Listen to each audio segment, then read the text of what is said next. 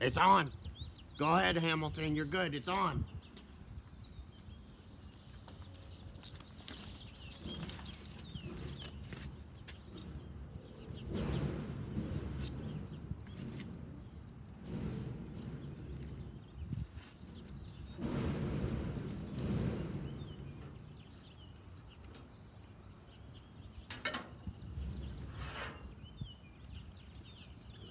Flip these quickly. Oh, nice and golden brown. That's nice.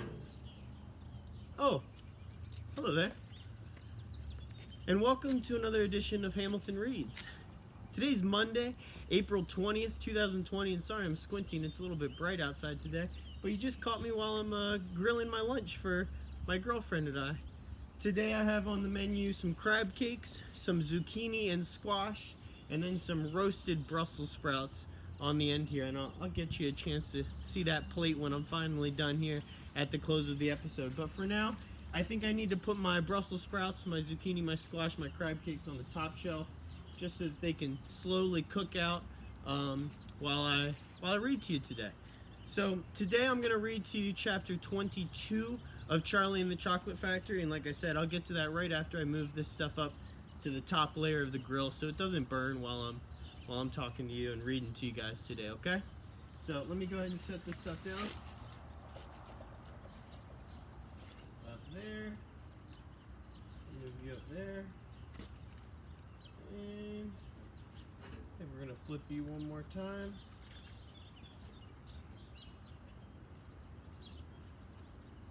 And we'll move you up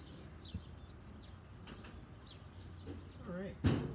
So before we get to our reading today, I just want to share with you some special Marvin. Hey, buddy. Hey. I know you got lots of excitement. Here. Where's your toy? This is one of Marvin's favorite toys. He really likes this. It's kind of like a way to play tug of war, and sometimes he likes to play fetch. So we'll see if he wants to play a little bit this morning.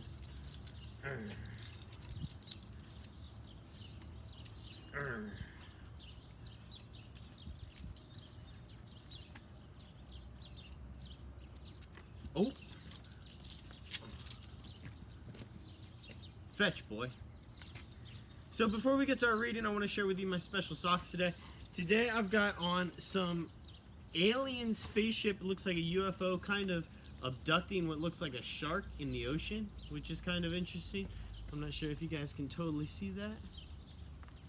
It's kind of unique. So those are my special socks today. I've got those UFO socks abducting a cow, and I've got UFO socks abducting a shark, which is pretty unique. I never thought I'd see that. So anyway, chapter 22 is called Along the Corridor. Well, well, well, sighed Mr. Willy Wonka. 2 naughty little children gone. 3 good little children left. I think we'd better get out of this room quickly before we lose anyone else. But Mr. Wonka, said Charlie Bucket anxiously, will Violet Beauregard ever be all right again? Or will she always be a blueberry? Oh, they'll de-juice her in no time flat, declared Mr. Wonka. They'll roll her into the de-juicing machine, and she'll come out just as thin as a whistle. But will she still be blue all over? Asked Charlie. Oh, she'll be purple, cried Mr. Wonka. A fine, rich purple from head to toe, but there you are. That's what comes from chewing disgusting gum all day long. Well, if you think gum is so disgusting, said Mike Teavee, then why do you make it in your factory? I do wish you wouldn't mumble, said Mr. Wonka. I can't hear a word you're saying. Come on. Off we go. Hurry up. Follow me. We're going into the corridors again. And so saying, Mr. Wonka scuttled across to the far end of the inventing room and went out through a small secret door behind a lot of pipes and stoves. The 3 remaining children, Veruca Salt, Mike Teavee, and Charlie Bucket, together with the 5 remaining grown-ups, followed after him. Charlie Bucket saw that they were now back in one of those long pink corridors with many other pink corridors leading out of it. Mr. Wonka was rushing along in front, turning left and right and left, and Grandpa Joe was saying, "Keep a good hold of my hand, Charlie. It would be terrible to get lost in here." Mr. Wonka was saying, No time for any more messing about. We'll never get anywhere at this rate we're going. And on he rushed down the endless pink corridors, and with his black top hat perched on the top of his head, and his plum-colored velvet coattails flying out behind him like a flag in the wind. They passed a door in the wall. "No time to go in," shouted Mr. Wonka. "Press on, press on." They passed another door, then another and another. There were doors every 20 paces or so along the corridor now, and they all had something written on them. And strange clanking noises were coming from behind several of them, and delicious smells came wafting through the keyholes, and sometimes little jets of colored steam shot out from the cracks underneath. Grandpa Joe and Charlie were half running and half walking to keep up with Mr. Wonka, but they were able to read what it said on quite a few of the doors as they hurried by. "Eatable marshmallow pillows," it said on one. "Oh, marshmallow pillows are terrific," shouted Mr. Wonka as he dashed by. "They'll be all the rage when I get them into the shops. No time to go in, though, no time to go in." "Lickable wallpaper for nurseries," it said on the next door. "Oh, lovely stuff, lickable wallpaper," cried Mr. Wonka, rushing past. "It has pictures of fruits on it, bananas, apples, oranges, grapes, pineapples, strawberries, and snozzberries." "Snozzberries," said Mike Teavee. "Oh, don't interrupt," said Mr. Wonka. "The wallpaper has pictures of all these fruits printed on it, and when you lick the picture of a banana, it tastes of banana. When you lick a strawberry, it tastes of strawberry. And when you lick a snozzberry, it tastes just exactly like a snozzberry." "But what does a snozzberry taste like?" "Oh, you're mumbling again, boy," said Mr. Wonka. "Speak louder next time. On we go. Hurry up." "Hot ice creams for cold days," it said on the next door. "Oh, extremely useful in the winter," said Mr. Wonka, rushing on. "Hot ice cream warms you up to no end in freezing weather. I also make hot ice cubes for putting in hot drinks. Hot ice cubes make hot drinks hotter." "Cows that give chocolate milk," it said on the next door. "Ah, my pretty little cows," cried Mr. Wonka. "How I love those cows." "But why can't we see them?" asked Veruca Salt. "Why do we have to go rushing on past all these lovely rooms?" "Oh, we shall stop in time," called out Mr. Wonka. "Don't be so madly impatient." "Fizzing lifting drinks," it said on the next door. "Oh, those are fabulous," cried Mr. Wonka. "They fill you with bubbles, and the bubbles are so full of special kind of gas, and this gas is so terrifically lifting that it lifts you right off the ground just like a balloon, and up you go until your head hits the ceiling, and there you stay." "But how do you come down again?" asked little Charlie.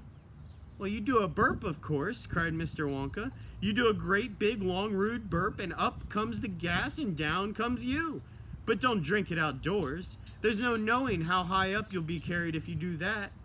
I gave some to an old Oompa Loompa once in the backyard, and he went up and disappeared out of sight. It was very sad. I never saw him again." "Well, he should have burped," Charlie said. "Well, of course he should have burped," said Mr. Wonka. "I stood there shouting, 'Burp, you silly one! Burp, or you'll never come down again.' But he didn't or couldn't or wouldn't, I don't know which. Maybe he was too polite. He must be on the moon by now." On the next door it said, "Square sweets that look round."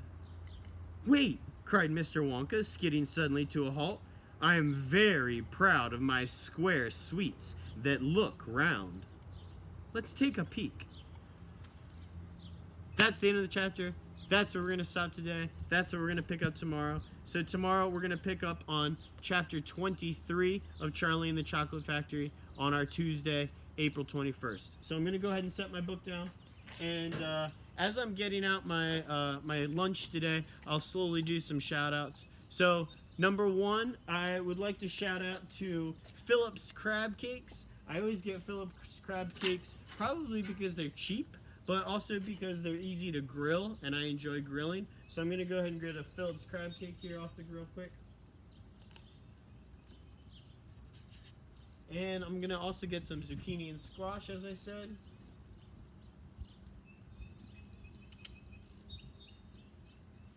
And last but certainly not least, my personal favorite are the Brussels sprouts. So I got some Brussels sprouts, a crab cake, and some zucchini and squash. I'll just show you my plate right there. Ooh, doesn't that look nice? Some Brussels sprouts, crab cake, zucchini, and squash. So anyway, I'm going to enjoy that for lunch today. And before I close, a couple other shout outs that I would like to make. Number one, shout out to all the students and the staff, including the teachers, therapists, transition coordinator, behavior coaches that were on our Google Meet call today, where we got to talk to our students. Shout out to everybody that was on that meeting. I really enjoyed myself. It was great to see some students, and I hope that for all the other students out there watching, that next time you guys can join in on that Google Meet so that we can all hang out and catch up and talk and see how everybody's doing. And in addition to that, I would like to shout out again to all the students that are doing their schoolwork at home. It's a Monday. You got a long week ahead of you, but you can do it. I believe in you guys, so keep working hard at home. I appreciate you. And let me think here. I think that's all. So with that being said, I'm going to go ahead and try a bite of my crab cake. Super buttery. Wow, that's really good. Now I'll try some zucchini quick. That's good too. The zucchini just has salt, pepper, onion powder, garlic powder, and a little bit of olive oil on it. It's really good. And last but not least, a lot of people don't like Brussels sprouts, but if you do them right, they can be really, really good. I love Brussels sprouts with just some olive oil, some salt and pepper, and I put them on the grill in some tin foil, and I roast them just till they get a little crispy, just like that. Wow, that's delightful too. One last shout out. Shout out to any of you students out there that enjoy eating your vegetables. Anybody out there that enjoys their Brussels sprouts, their lima beans, their zucchini, their squash, any other unique vegetables, spinach, all that good stuff. Shout out to you guys for eating healthy. It's always important to try to eat your colors on your plate. If you have lots of colors, there's a good chance you have lots of fruits and vegetables, and that's super important. So anyway, thank you for stopping by for another episode of Hamilton Reads. This day, April 20th, Monday. Stay tuned for another episode tomorrow, Tuesday, April 21st. Thanks for stopping by.